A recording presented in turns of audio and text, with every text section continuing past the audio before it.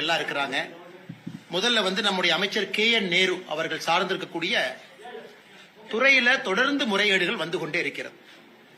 நம்ம பார்த்த இதற்கு முன்பு என்போர்ஸ்மெண்ட் டைரக்டரேட் அமலாக்கத்துறை அவர்கள் அக்டோபர் 2025 888 கோடி ரூபாய் ஊழல் நடந்திருப்பதை சுட்டிக்காட்டி நம்முடைய பொறுப்பு DGPக்கு ஒரு கடிதம் எழுதியிருந்தார்கள். அமலாக்கத்துறையை பொறுத்தவரை அந்த கடிதத்தில் குறிப்பிட்ட 150 நபர்கள் பின் பாயிண்ட் பண்ணி கொடுத்திருந்தாங்க. வாட்ஸ்அப் சாட் எப்படி பணம் மாறி இருக்கு, குறிப்பா நேரு அவர்களுடைய அமைச்சர் இருக்கக்கூடிய துறையில இன்ஜினியர் அபிஷியல்ஸ் அவர்களுக்கு அந்த பரீட்சைக்கு 25 லட்சத்திலிருந்து 35 லட்சம் ரூபாய் வாங்கியது ஏற்கனவே பத்திரிகையாளர் சந்திப்புல பேசியிருக்கோம். நான் டீட்டெயிலா போக விரும்பலீங்கன்னா அது உங்களுக்கு தெரியும். அது சம்பந்தமாக இதுவரை ஒரு வழக்கு கூட காவல்துறை பதிவு செய்யவில்லை. இது முதல். இரண்டாவது, மறுபடியும் நம்முடைய அமலாக்கத்துறை தமிழகத்தினுடைய பொறுப்பு DGP அவர்களுக்கு மறுபடியும் ஒரு கடிதம் எழுதியிருக்கிறாங்க. டிசம்பர் 3 கடிதம் எழுதியிருக்கிறாங்க. அதுல 258 பக்கம் அந்த கடிதம். இரண்டாவது முறை இது திரு நேரு அவர்கள் சம்பந்தப்பட்ட முனிசிபல் அட்மினிஸ்ட்ரேஷன் வாட்டர் சப்ளை நகராட்சி நிர்வாகத்துறையில குடிநீர் வழங்கல் அந்த துறையில 1020 கோடி ரூபாய் ஊழல் நடந்திருப்பதற்கான ப்ரூஃப் அட்டாச் பண்ணியிருக்கிறாங்க. இது குறிப்பாக நகராட்சி நிர்வாகம் மற்றும் குடிநீர் வழங்கல் துறையில அங்கே பொறுப்பேற்கக்கூடிய கான்ட்ராக்டர்ஸ், அரசனுடைய கான்ட்ராக்ட் கிடைக்கக்கூடிய கான்ட்ராக்டர்ஸ் எப்படி பிரைப் லஞ்ச பணமாக 7.5% 10% கான்ட்ராக்ட் வேல்யூவை நேரு அவர்களுக்கும் குடும்பத்தை சார்ந்தவர்களுக்கும் கொடுக்க வேண்டும் என்பதை ஒரு டோசியரா நம்முடைய பொறுப்பு DGP கொடுத்திருக்கிறாங்க. இதில் நீங்க நல்லா உத்து இந்த டோசியரை பாத்தீங்கன்னா இது தமிழ்நாட்டில் மத்திய அரசு பணத்துல கட்டப்படக்கூடிய பப்ளிக் டாய்லெட், சானிடேஷன் சர்வீஸ் சுகாதாரத்துறை சம்பந்தப்பட்டது, நபார்டு வங்கியினுடைய பணத்தை வாங்கி நடக்கக்கூடிய ப்ராஜெக்ட், வாட்டர் ரெனோவேஷன் ஒர்க் அதாவது ஆறு ஏரி சம்பந்தப்பட்ட வேலைகள், சிவிக் கன்ஸ்ட்ரக்ஷன் ப்ராஜெக்ட். இதுல மத்திய அரசினுடைய பணமும் கூட மாநில அரசுக்கு அது நேரு அவர்களுடைய துறையின் மூலமாக இம்ப்ளிமெண்ட் ஆகக்கூடிய முனிசிபல் அட்மினிஸ்ட்ரேஷன் வாட்டர் சப்ளை இதுல 1020 கோடி ரூபாய் ஊழலை கண்டுபிடித்து 258 பக்கம் டோசியராக பொறுப்பு DGP கொடுத்திருக்கிறாங்க. கொடுத்து கிட்டத்தட்ட இன்னைக்கு டிசம்பர் 3 உங்களுக்கு கிட்டத்தட்ட 12 நாள் ஆகுது. அதுல குறிப்பாக ED அவர்கள் மறுபடியும் வாட்ஸ்அப் சாட் எப்படி பணத்தை வாங்கியிருக்கிறாங்க, ஹவாலா டிரான்சாக்சன் துபாய்க்கு ஹவாலா மூலமாக ஓவர்சீஸுக்கு அனுப்பி இருக்கக்கூடிய ப்ரூஃப் அது எல்லாம் கூட கொடுத்திருக்கிறாங்க. இதுல ரொம்ப அதிர்ச்சிகரமான விஷயம் என்னன்னா, இது அதிர்ச்சி தான் ஆனா ஆச்சரியம் இல்ல, நிறைய வாட்ஸ்அப் சாட்ல பார்ட்டி ஃபண்ட் மென்ஷன் பண்ணிருக்காங்க. பார்ட்டி ஃபண்ட் DMK இருக்கு. அதையும் கூட அமலாக்கத்துறை அந்த 258 பேஜ் டோசியர்ல அதையும் கூட ஹைலைட் பண்ணிருக்காங்க. பார்ட்டி ஃபண்ட் அப்படின்னு அவங்க பண்ணி பிரைவ கலெக்ட் பண்ணிருக்காங்க. 7.5% 10% கான்ட்ராக்டர்ஸ். இது நேரு அவர்கள் சாதாரணமா பத்திரிகை நண்பர்கள் கேட்கும் பொழுது சாதாரணமா கடந்து போயிட்டாங்க. அதாவது இதுல ஒன்னும் உண்மை இல்ல, இது அரசியல் பழிவாங்கும் நடவடிக்கை, நான் இதன் மீது கோர்ட்ல பாத்துக்கிறேன் அங்க பாத்துக்கிறேன்.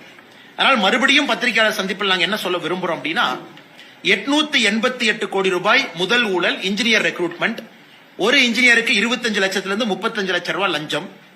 இரண்டாவது, நேரு அவர்கள் துறையில கான்ட்ராக்ட் பெறக்கூடிய ஒப்பந்தக்காரர்கள் 7.5% 10% லஞ்ச பணம், அந்த பணம் துபாய்க்கு போகுது ஹவாலால, அதை அமலாக்கத்துறை மென்ஷன் பண்ணிருக்காங்க. பார்ட்டி ஃபண்ட்னு மென்ஷன் பண்ணிருக்காங்க. அப்படி இருந்தும் கூட அடிப்படை FIR இதுல இல்ல. ஏன்னா FIR ஃபைல் பண்ணாதான் அமலாக்கத்துறையை பொறுத்தவரை அவர்கள் அடுத்த கட்ட நடவடிக்கை மணி லாண்டரிங் எல்லாம் அவங்க ஆக்ஷன் எடுக்க முடியும். இதையும் கூட உங்க கவனத்துக்கு கொண்டு வரும். மூன்றாவது, இன்று நேரு அவர்களுடைய அமைச்சரவையில் நடந்திருக்கக்கூடிய குளறுபடி. இன்னைக்கு பாத்தீங்கன்னா Tamil Nadu government of Tamil Nadu rural development and panchayat raj department ஊரக வளர்ச்சி ஊராட்சி துறை, அதுல ஊராட்சி செயலாளர் பஞ்சாயத்து செக்ரட்டரி ஊராட்சி செயலாளருக்கான ரெக்ரூட்மெண்ட் போயிட்டு இருக்கு. இந்த ஊராட்சி செயலாளர் ரெக்ரூட்மெண்ட் பாத்தீங்கன்னா ரிட்டன் எக்ஸாம் இன்டர்வியூ ரெண்டு சேர்த்தி தான். நான் எப்படி பார்த்தா இன்டர்வியூ இன்னைக்கு நாளைக்கெல்லாம் நடந்திருக்கணும். ஆனா நேத்து சாயங்காலம் டிசம்பர் 11 சாயங்காலம் ஒரு மெசேஜ் எல்லாத்துக்குமே குறுஞ்செய்தி வருது, இந்த மாதிரி இன்டர்வியூ கேன்சல் ஆயிருச்சு அப்படின்னு. இன்னைக்கு 12 இன்னைக்கு யாரெல்லாம் அந்த வெப்சைட் ஓபன் பண்ணி பாக்குறாங்களோ, ஊரக வளர்ச்சி மற்றும் ஊராட்சி துறை வெப்சைட் ஓபன் பண்ணி பாக்குறாங்களோ எல்லாத்துக்கும் ஒரு பெரிய ஷாக் என்னன்னா, யாரெல்லாம் இன்டர்வியூக்கு குவாலிஃபைடு ஒரு புது லிஸ்ட போட்டிருக்காங்க. அந்த லிஸ்ட் எவ்வளவு குளறுபடியா இருக்குன்னு ஒரு 3 உதாரணத்தை உங்களுக்கு நான் சுட்டி காட்டுறேன். உதாரணத்துக்கு கோயம்புத்தூர். இன்னைக்கு கோயம்புத்தூர் என்னோட செல்போன்ல கோயம்புத்தூர் இருக்கு. அதுல நீங்க யாரெல்லாம் செலக்ட் ஆயிருக்கிறாங்க, பிசி உமன், பிசி மேல், உதாரணத்துக்கு அதை எடுத்துக்கிட்டோம் அப்படின்னா, ஒரு பிசி உமன் வந்து 500 மார்க்குக்கு 494 வாங்கி செலக்ட் ஆயிருக்கிறாங்க, 493 வாங்கி செலக்ட் ஆயிருக்காங்க. அதே பிசி உமன் ரிஜெக்ஷன் பாத்தீங்கன்னா 500க்கு 496 வாங்கி ரிஜெக்ட் ஆயிருக்காங்க. சோ என்ன பேசிஸ்ல அவங்க லிஸ்ட் போட்டாங்கன்னு யாருக்குமே தெரியல. அதாவது இதுல வந்து இன்டர்னல் கோட்டா இருக்கு, அவங்க தமிழ் மீடியமா, அவங்க வந்து விட்டோவா, அவங்க வந்து மாற்றுத்திறனாளியா, இல்ல அவங்க வந்து இதற்கு முன்பே படை வீரரா இருந்திருக்கிறாங்களா அப்படிங்கிற வெயிட்டேஜ் வச்சு பார்த்தாலும் கூட இன்னைக்கு அவங்க வெளியிட்டிருக்கக்கூடிய ஊரக வளர்ச்சி மற்றும் ஊராட்சி துறை, அதுல ஊராட்சி செயலாளர் அதனுடைய லிஸ்ட நீங்க பாத்தீங்கன்னா சம்பந்தமே இல்லாத லோவர் மார்க் வாங்கினவங்க இன்டர்வியூ குவாலிஃபை இருக்கிறாங்க. சேம் பேராமீட்டர் மீட் பண்ணிருக்கக்கூடிய அதை விட அதிகமா மார்க் வாங்கி இருக்கிறவங்க குவாலிஃபை ஆகாம இருக்கிறாங்க. கோயம்புத்தூர், கரூர், மதுரை இந்த 3 மாவட்டத்தினுடைய லிஸ்ட நாங்க அனலைஸ் பண்ணத பத்திரிகை நண்பர்களுக்கு இந்த பத்திரிகையாளர் சந்திப்பு முடிச்ச உடனே வாட்ஸ்அப்ல ஷேர் பண்றோம். அதாவது செலக்ட் ஆனவங்க கிரைட்டீரியா என்ன, நாட் செலக்டட் கிரைட்டீரியா என்ன, செலக்ட் ஆனவங்க கிரைட்டீரியாவோட நாட் செலக்டட் பெட்டரா இருந்தும் செலக்ட் ஆகல.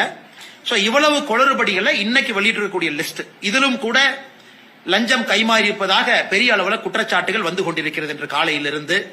ஆனால் தொடர்ச்சியாக ஒரு மூத்த அமைச்சருடைய துறை ஒரு மாதத்துல அமலாக்கத்துறையை பொறுத்தவரை 888 கோடி, அதன் பிறகு 1020 கோடி ரூபாய் இன்னொரு ஊழல், மூன்றாவது முறையாக இன்னைக்கு அவங்க வெளியிட்டிருக்கக்கூடிய இன்டர்வியூ பட்டியல், இதிலும் கூட பெரிய அளவுல குழப்பம் இருக்கு.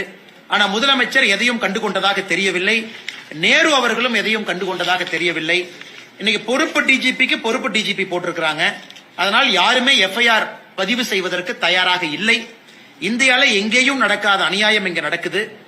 அதனால இவ்வளவு ஊழல் குற்றச்சாட்டு மட்டுமில்ல, டோசியர் கொடுத்து ப்ரூஃப் கொடுத்தும் கூட நான் எஃப்ஐஆர் போட மாட்டேன் என்று ஒற்றை கருத்துல எங்க தமிழகத்தினுடைய காவல்துறையினுடைய உயரதிகாரிகள் இருக்கிறாங்க. இதை வந்து நம்முடைய பத்திரிகை நண்பர்களுக்கு நாங்கள் உங்க கவனத்துக்கு கொண்டு வர்றோம்.